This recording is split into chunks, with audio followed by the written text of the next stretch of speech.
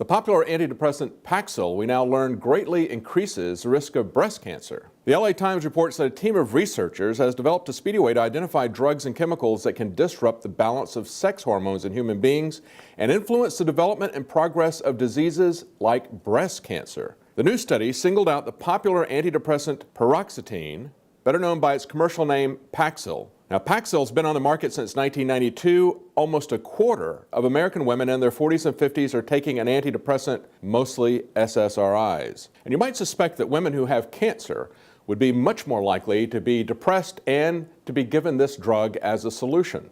Now, the article points out that there was also a 2010 study that found that breast cancer patients in Canada who were taking Paxil were much more likely than those taking other antidepressants to die of breast cancer when there was a substantial overlap in their use of the drug and tamoxifen to prevent breast cancer recurrence. Big Pharma won't tell you this, but one of the best treatments for depression is walking. Walking doesn't just improve your mental health, it helps your physical health as well. But pharmaceuticals often destroy your mental and physical health.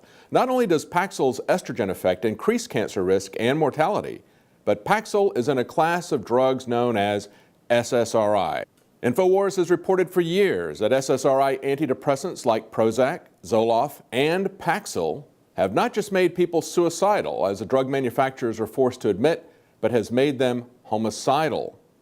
Documented cases going back to the 1980s show the common thread in mass murders is that the murderer is often on SSRIs. Knives, bats, rocks kill many times more. Alex, let's talk about the gun. It's not the rock. It's not the knife.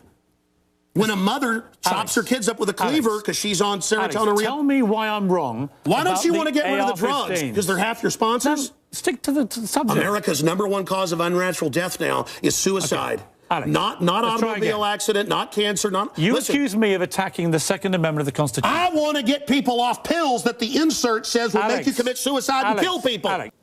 But now we have one more reason for you to stay off or to keep your loved ones off of this dangerous class of drugs. If the public won't listen to the documented link between suicide, between mass murder and these pills, maybe they will pay attention to another, more subtle form of mass murder: cancer-inducing pharmaceuticals.